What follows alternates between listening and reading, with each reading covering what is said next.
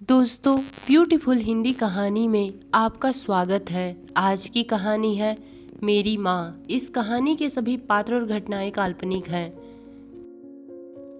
जानकी जी बचपन से ही पूजा पाठ में लीन थीं। जब उनकी शादी हुई, वो ससुराल आईं, तो ससुराल में भी वो पूजा पाठ करना नहीं छोड़ी।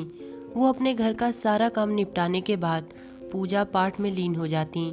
जानकी जी ज़्यादातर कृष्ण कन्हैया की पूजा करती। वो कृष्ण कन्हैया की भक्त थीं। कृष्ण कन्हैया की भक्ति में उनकी जान बसती थी। शादी के कुछ दिन बाद जानकी जी ने एक लड़की को जन्म दिया। जानकी जी के पति प्रमोद और जानकी जी अपने बेटे को देखकर बहुत खुश हुए, क्योंकि उनका बेटा बहुत दिन बाद पैदा हुआ था। जानकी जी ने अपने बेटे का नाम गोपाल रखा। गोपाल धीरे धीरे अब बड़ा होता गया। जानकी जी और उनके पति प्रमोद ने कुछ दिन बाद अपने बेटे गोपाल की शादी सुनीता नाम की लड़की से करवा दी। जानकी जी का बेटा गोपाल बहुत सीधा साधा था। सुनीता के आने के बाद सुनीता गोपाल से जो कहती, गोपाल बिना सोचे समझे सुनीता की हर बात तुरंत मान जाता। वो ये नहीं सोचता कि माँ बाप के प्रति भी मेरा कोई फर्ज है। गोपाल सुनीता के प्यार में एकदम पागल था।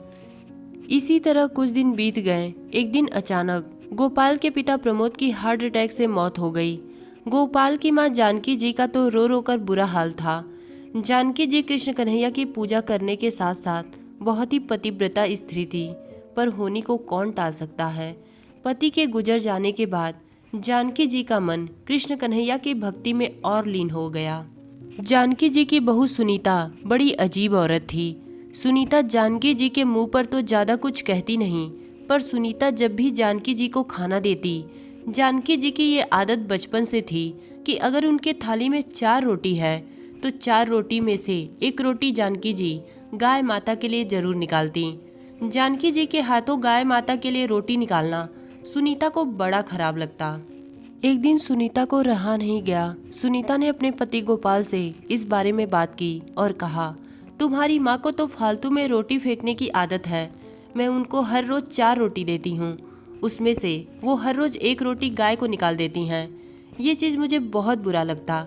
सुनीता के मुंह से ये बात सुनते ही गोपाल ने न सोचा न समझा। उसने कहा, ठीक है, कल से तुम माँ को 3 रोटी ही खाने को देना। सुनीता ने कल अपनी सासू माँ जानकी जी को 3 रोटी खाने को दी। जानकी जी फिर से अपनी 3 रोटियों में से 1 रोटी गाय माता को निकाल दी। सुनीता ने फिर ये बात अपने पति गोपाल को बताई। गोपाल ने कहा, अच्छा ठीक है, कल से तुम माँ को 2 ही रोटी देना। सुनीता ने कल जानकी जी को 2 ही रोटी दिया। जानकी जी ने फिर से अपनी 2 रोटियों में से 1 रोटी गाय माता को निकाल दिया। सुनीता ने अगले दिन जानकी जी को सिर्फ और सिर्फ 1 रोटी दिया। जानकी जी ने अपनी 1 रोटी में से आधा रोटी गाय को निकाल दिया और आधा रोटी ही खाकर सो गईं। जानकी जी अपने बेटे बहू के मुंह लगना नहीं चाहती थीं, क्योंकि उन्हें पता था अगर ज़्यादा कुछ बोलूँगी तो इन लोग मुझसे बहस करने लगेंगे। इसलिए वो कुछ दिनों से आधा पेट ही खाकर सो जाया करती। एक दिन सुनीता ने अपने पति गोपाल से कहा, गोपाल, तुम्हारी माँ अब मुझे झेली नहीं जाती।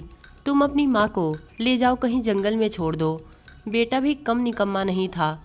उसने कहा, ठीक है, पर मैं बाजार से माँ के लिए कुछ खाने को ला देता हूँ। तुम पूड़ी सब्जी बना दो। पहले दिन माँ वहाँ पर खा लेगी, उसके बाद अपना इंतजाम खुद ही कर लेगी।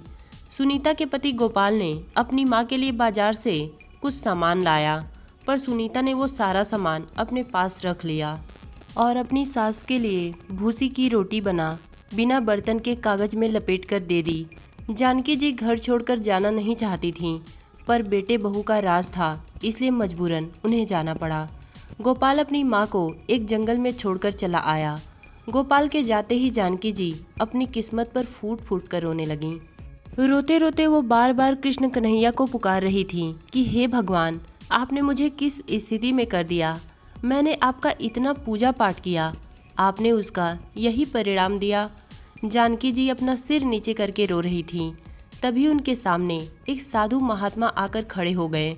उन्होंने जानकी जी से पूछा, क्या बात है माता, आप रो क्यों रही हैं? जानकी जी उस साधु बाबा को देखते ही अपने आंसू साड़ी के पल्लों से पोंछने लगीं और अपने बेटे बहू की करतूतें छुपाते हुए बोलीं, कुछ नहीं बाबा जी, बस वैसे ही। महात्मा जी ने कहा, ठीक है, जब वैसे ही रो रही हो तो मैं तुमसे आगे कुछ पूछना नहीं चाहता, पर मैं तुम्हारे दरबार पर आया हूँ, तो मुझे कुछ खाने को नहीं दोगी? महात्मा जी के मुंह से ये बात सुनते ही जानकी जी बड़ी संकोच में पड़ गईं। उन्होंने महात्मा जी से कहा, बाबा जी, मेरे पास अभी खाने को तो कुछ नहीं है, बस मेरे पास भूसी की रोटी है, अगर आप चाहो तो खा सकते हैं। बाबा जी ने कहा, कोई बात नहीं, जो तुम्हारे पास है वही दे दो, मुझे बहुत तेज भूख लगी है, मैं खा लूँगा। जानकी जी महात्मा जी को भूसी की रोटी पकड़ा दी। महात्मा जी भूसी की रोटी खाने लगे। खाते खाते उन्होंने कहा, बस खाना ही खिलाओगी, पानी नहीं दोगी? जानकी जी के पास कोई बर्तन तो था नहीं, इसलिए एक नारियल का टुकड़ा फेंका हुआ था। जानकी जी उस नारियल के टुकड़े में उस महात्मा जी को कहीं से पानी लेकर आईं। जानकी जी जब उस महात्मा जी के लिए पानी लेकर आईं तो वो महात्मा जी वहाँ पर नहीं थे, पर जिस पेड़ के नीचे जानकी जी बैठी थी वो पेड़ वहाँ से हट चुका था और उस पेड़ के पास एक बड़ा सा महल जैसा घर बन चुका था। जानकी जी ये सब देखकर अचंभित हो गईं और उन्हें तुरंत शक हो गया कि ये और कोई नहीं, मेरे कृष्ण कन्हैया थे। जानकी जी उस महल में हंसी खुशी रहने लगीं। कुछ दिन बाद जानकी जी के बेटे गोपाल को शायद अपनी माँ की याद आई। गोपाल उसी जंगल के पास जानकी जी को ढूंढते ढूंढते आए, पर वो ढूंढते ही रह गए। जानकी जी उन्हें नहीं मिली और ना ही वो पेड़ मिला। गोपाल तो अपनी माँ को पहचान नहीं पा रहे थे, पर जानकी जी गोपाल को देखते ही पहचान गईं। बेटा कितना भी निकम्मा हो जाए, पर माँ का कलेजा अपने बेटे की खुशी के लिए हमेशा तत्पर रहता है।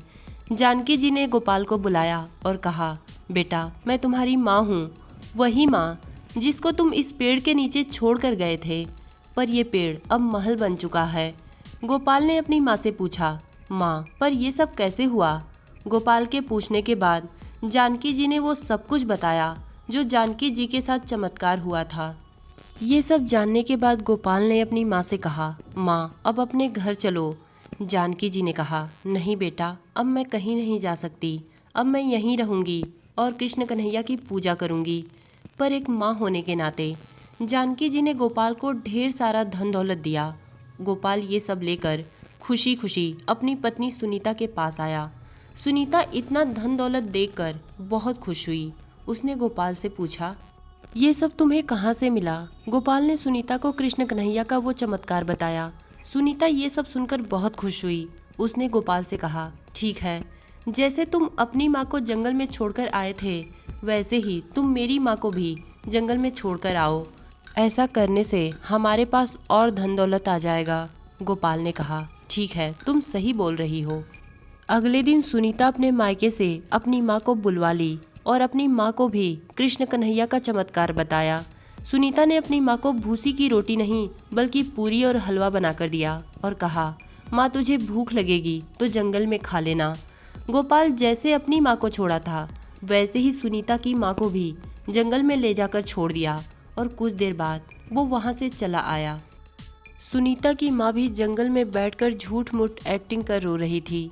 तभी वहाँ पर कुछ देर बाद साधु महात्मा जी आए। महात्मा जी ने सुनीता की माँ से पूछा, माता जी, आप रो क्यों रही हैं? सुनीता की माँ ने कहा, कुछ नहीं महात्मा जी, वैसे ही।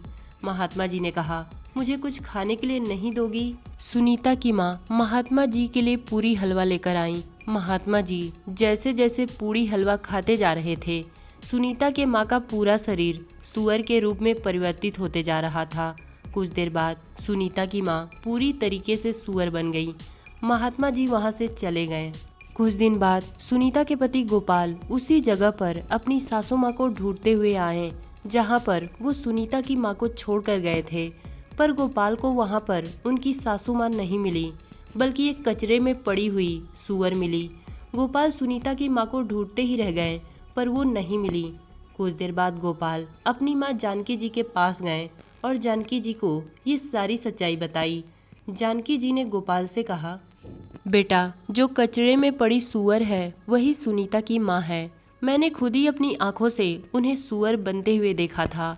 जानकी जी ने गोपाल से कहा, बेटा, तुम लोगों ने भगवान के साथ विश्वासघात किया है। तुम लोगों ने धन के लालच में सुनीता की माँ को जंगल में छोड़ा, इसीलिए इनके साथ ये सब हुआ। दोस्तों, भले ही ये कहानी एक काल्पनिक कहानी है, पर यह कहानी एक शिक्षाप्रद कहानी है। हमें अपने माँ बाप की कदर करनी चाहिए, क्योंकि माँ के कदमों में तो भगवान बसता है। तो दोस्तों, ये कहानी आपको कैसी लगी कमेंट में बताइएगा। धन्यवाद।